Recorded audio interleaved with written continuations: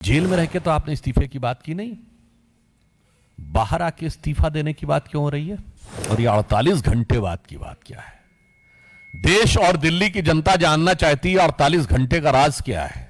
कौन सी ऐसी निजी चीज है जिसके लिए आप 48 घंटे की मोहलत मांगने की कोशिश कर रहे हैं? के पास 70 में 62 एमएलए हैं, वो कह रहे मैं मांग करता हूं कि चुनाव किया जाए।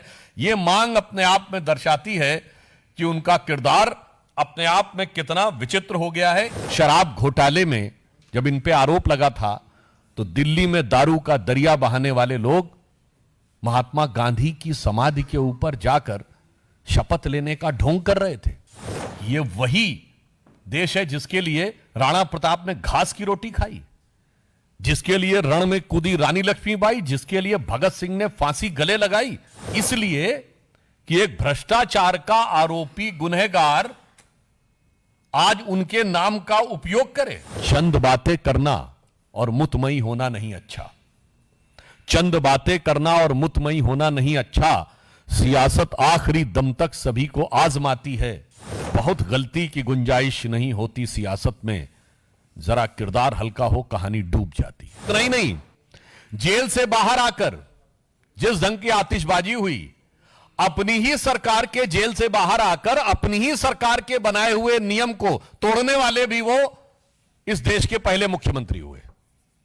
दिल्ली सरकार ने आतिशबाजी पर प्रतिबंध का निर्णय लिया और दिल्ली का मुख्यमंत्री दिल्ली की जेल से निकलकर दिल्ली सरकार के नियम को ध्वस्त करे। यह एक नई राजनीति थी और उसके बाद उनकी नई राजनीति कहीं कहीं पर बहुत विडंबनापूर्ण और दुखद भी लगती है।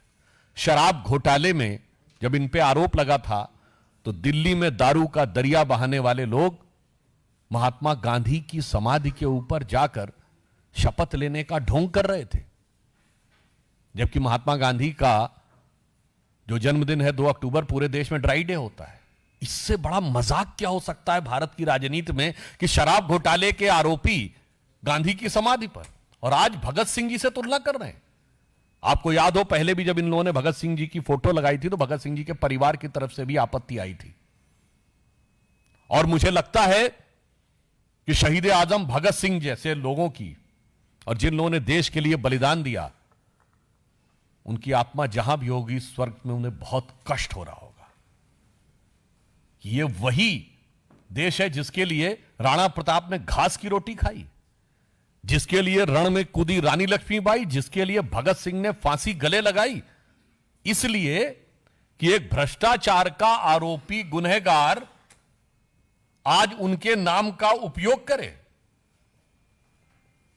इसके द्वारा एक सजाए याफ्ता मुख्यमंत्री ने, मैं कह सकता हूं कि शहीद आजम भगत सिंह जी की प्रतिष्ठा को धूल में मिलाने का काम किया है। यह आपत्तिजनक है, भर्त्सना योग्य है और पीड़ादायक भी है। फिर मैं पूछना चाहता हूं कि आप बाहर आए हैं तो जेल में रह के तो आपने इस्तीफे की बात की नहीं, बाहर आके इस्तीफा देने की बात क्यों हो रही है? और ये 48 घंटे बाद की बात क्या है? देश और दिल्ली की जनता जानना चाहती है 48 घंटे का राज क्या है? ये 48 घंटे में क्या क्या सेटल करना है? क्योंकि आप देश के पहले मुख्यमंत्री बने हैं जो सर्वोच्च न्यायालय के द्वारा प्रतिबंधित है कि आप कार्यालय नहीं जा सकते, कोई फाइल नहीं साइन कर सकते, जिस मुद्दे में आप आरोपी हैं उस पर बयान नहीं दे सकते। भारत के इतिहास में कोई ऐसा उदाहरण नहीं होगा कि मुख्यमंत्री के ऊपर यह प्रतिबंध हो, उसके बाद भी 48 घंटे किस चीज के लिए चाहिए? सरकारी काम तो कर नहीं सकते, तो कौन सा निजी काम है, कौन सी ऐसी निजी चीज है जिसके लिए आप 48 घंटे की मोहलत मांगने की कोशिश कर रहे हैं? और हम यह भी कहना चाहेंगे, जब केजरीवाल जी ने इस्तीफे की बात की तो हम यह कह सकते हैं कि यह उनके जुर्म का इकबालिया बयान हो गया। यानी आपने मान लिया कि आप पे जो आरोप थे वो इस लायक हैं कि आप पद पे नहीं रह सकते, अर्थात आपके आरोपों की स्वीकारोक्ति है जब आपने त्याग पत्र की बात कही। दूसरी बात, एक और संदेह पैदा होता है कि आप जेल में रह के तो इस्तीफे की बात की नहीं, बाहर क्यों आके किए? और अब कह रहे हैं कि हम मांग करते हैं कि चुनाव जल्दी कराया जाए। कहीं ऐसा तो नहीं चुनावी दंगल में उतरने की जो बात आ रही है वो आपकी पार्टी के अंदर कोई दंगल हो रहा है जिसकी वजह से आपको लग रहा है आप संभालना मुश्किल होगा? ये त्याग पत्र का विषय की आवश्यकता किस विवशता के साथ आई है? दिल्ली की जनता के मन में प्रश्न है कि त्याग पत्र की आवश्यकता किस विवशता के साथ है, क्योंकि जब वो बात कह रहे हैं तो अपनी चरित्र के अनुरूप वो अनर्गल बात कह रहे हैं। आप दिल्ली के मुख्यमंत्री अभी भी हैं, आपका प्रचंड बहुमत है विधानसभा में। यदि चुनाव चाहते हैं तो कैबिनेट की बैठक बुलाइए, असेंबली डिसॉल्व करके डिसोल्यूशन ऑफ असेंबली रिकमेंड कर दीजिए नए चुनाव के लिए। इसमें मांग क्या करना भाई? जिसके पास 70 में 62 एमएलए हैं वो कह रहे मैं मांग करता हूं कि चुनाव किया जाए। यह मांग अपने आप में दर्शाती है कि उनका किरदार अपने आप में कितना विचित्र हो गया है। इसलिए मैं सिर्फ यह कहना चाहूंगा कि केजरीवाल जी का आचरण,